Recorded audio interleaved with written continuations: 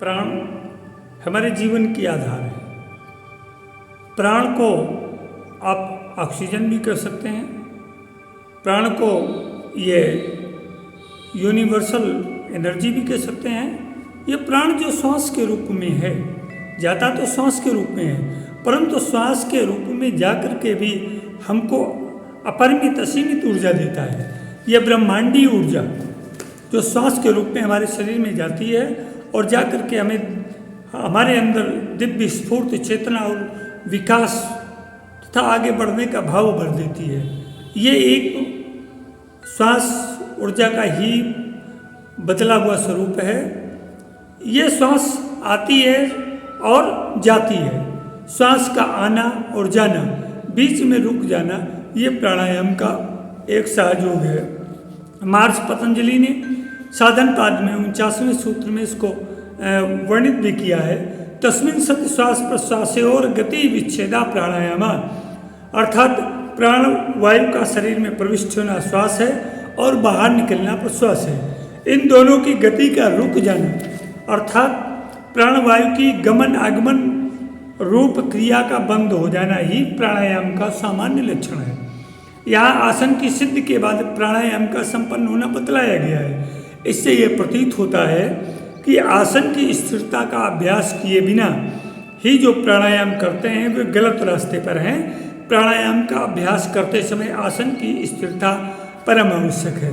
प्राणायाम हमारी श्वास आप नहीं कर रहे हैं तब भी आपका ध्यान अपने प्राणों पर होना चाहिए, आते जाते श्वासों पर होना चाहिए। जब आपका ध्यान श्वासों पर होगा तो आप ये अनुभव करेंगे कि श्वास अंदर जाती है और जाकर के तुरंत बाहर नहीं निकलती है, कुछ क्षण कुछ पल विपल वहाँ पर रुकती है। इसके पश्चात प्रश्वास के रूप में बाहर निकल जाती है और जब रेचन हो जाता है इसके पश्चात भी स्तंभ गति होती है। तो पूरक और रेचक, इसके बाद स्तंभन, जो स्तंभन को दूसरे शब्दों में कुंभक भी कहते हैं। तो इस तरह से ये हमारे जन्म से लेकर के ये जो क्रिया स्वस्फूर्त ढंग से प्राणायाम की चल रही है, इसी क्रिया को जब हम हठपूर्वक जोर जबरदस्ती के बल पर करते हैं तो इसको और ज़्यादा विस्तीर्ण करते हैं। जो हमारा आज के योग निर्देशक हैं, जो योग ऋषि हैं, वो जो प्राणायाम करवा रहे हैं, इस प्राणायाम से केवल हमको शारीरिक और मानसिक लाभ है।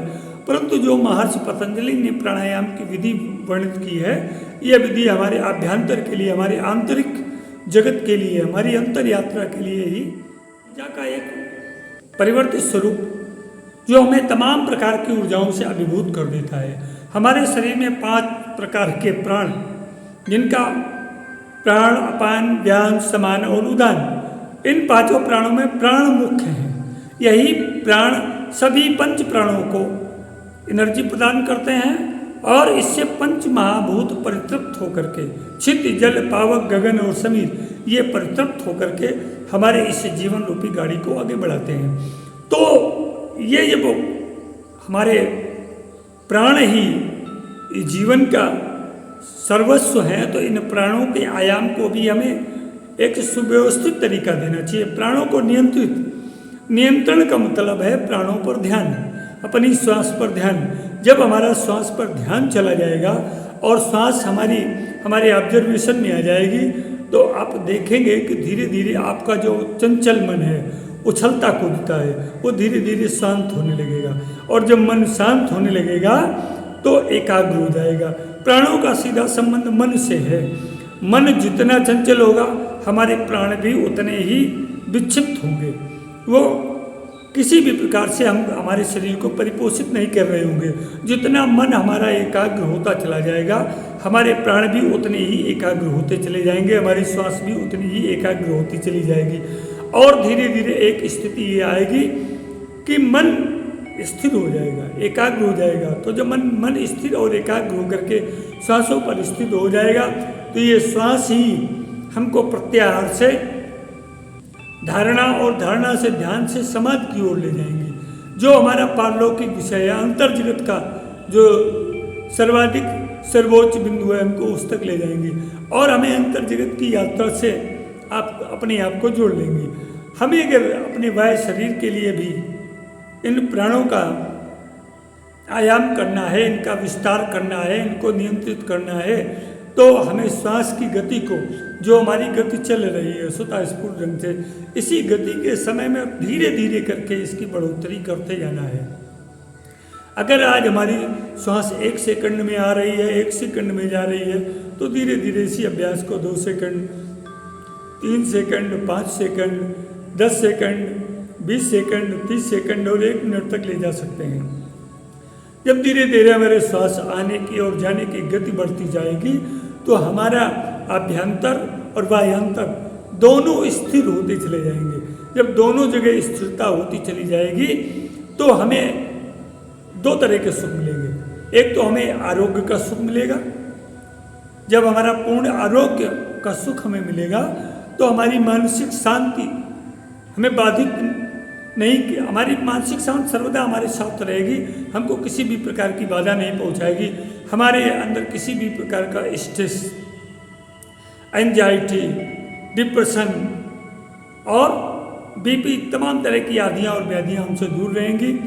हमारा मन सदैव आनंद में डूबा रहेगा और हमारे शरीर के अंदर से उत्फुल्लता का एक नया आवेग निकलता रहेगा।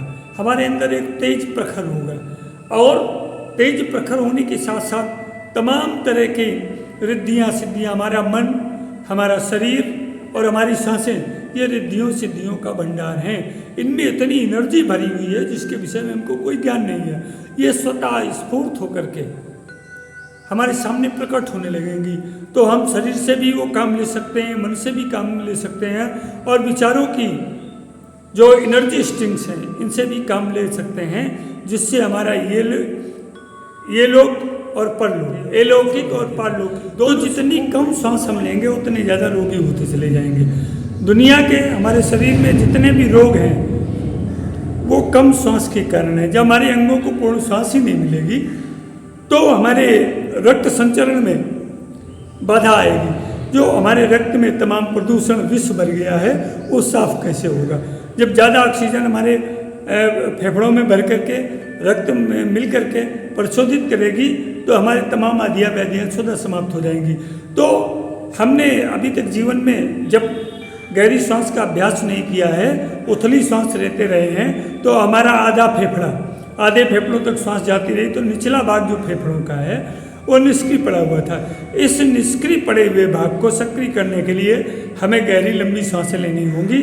और गहरी लंबी सांसें लेने का मतलब ये नहीं कि सांस आपकी पेट में जाए, पेट में नहीं सांस जाती। सांस तो हमारे डायफ्राम और फेफड़ों में भर करके, डायफ्राम जब नीचे की ओर खिसकता है तो वो नाभि तक जाता है, नाभि चक्र तक जाता है, तो नाभि चक्र पर इसका प्रेशर पड़ता है। जब प्रेशर पड़ता है तो नाभि चक्र का धीरे धीरे जागरण शुरू होता है, जिसको दूसरी भाषा में मणिपूरक चक्र भी कहते हैं, सूर्य चक्र भी कहते हैं। तो ये जब इस पर प्रेशर पड़ता है तो नाभि चक्र जागृत होता है, और जब नाभि चक्र जागृत होगा तो नाभि चक्र हमारे शारीरिक और मानसिक स्थिति को एक पोषण प्रदान करता है, एक शक्ति देता है। तो जब ये शक्ति हमें नाभि चक्र से मिलेगी, जो कि 72,000 नाड़ियाँ इस नाभि चक्र से संबंधित हैं, तो हमारे शिखा से लेके और पैरों के अंगूठे तक जितनी भी गतिविधि है इसमें सक्रियता आएगी, इसमें पॉजिटिवनेस बढ़ेगी, इसकी नकारात्मकता समाप्त होगी, जितने प्रकार के रोग और व्याधियाँ वो समाप्त होंगी और हमारा जीवन उत्फुल्लता का केंद्र बन जाएगा। ये प्राणायाम करते समय 2-3 चीज़ों का आपको ध्यान रखना बहुत आवश्यक है कि ये तो प्राणायाम करते समय हम ढीले वस्त्र पहने, कभी टाइट वस्त्र न पहने। और जीवन में वैसे भी जब ज़्यादा टाइट वस्त्र पहनेंगे तो ज़्यादा कसे हुए कपड़े पहनने से हमारे अंगों प्रत्यंगों पर एक प्रेशर पड़ता है, तो उन जगहों पे हमारे जो वायु का, ऑक्सीजन का प्रवाह अवरोधित होता है, और ऑक्सीजन का प्रवाह अवरोधित होने पे वहाँ कार्बन की मात्रा बढ़ती रहती है। जब कार्बन डाइऑक्साइड वहाँ पे बढ़ेगी तो निश्चित रूप से ही वहाँ पर रोग पनपेंगे। तो जीवन में कभी भी, चाहे आप प्राणायाम कर रहे हो चाहे सामान्य जीवन जी रहे हो, टाइट कपड़े पहनने का अभ्यास कम करें। आप ढीले कपड़े पहनने का अभ्यास करें। ढीले कपड़ों से होता ये है, हमारे जो रोमकूप हैं, इन रोमकूपों से श्वसन प्रक्रिया भी चलती रहती है। इनसे बाहर का मल भी बाहर निकलता रहे, अंदर का मल भी बाहर निकलता रहता है। तो इनको भी स्वतंत्र रखिए, शरीर को स्वतंत्र रखिए, शरीर को कपड़ों से जकड़ के मत रखिए। आप जब इसको जकड़ के रखेंगे तो आपके प्राणायाम करने का कोई औचित्य नहीं है। तो मित्रों, हम आपको वीडियो संदेश में इससे ज़्यादा और बता ही क्या सकते हैं। इस थोड़ी से आपके जीवन के लिए प्राणायाम क्या है, इस पर एक संक्षिप्त चर्चा हुई। आशा है कि इसको आप विधिवत समझेंगे और समझ करके दूसरों को भी शेयर करेंगे। जीवन के साथ योग चैनल में राजेंद्र आचार्य का सप्रेम अभिवादन।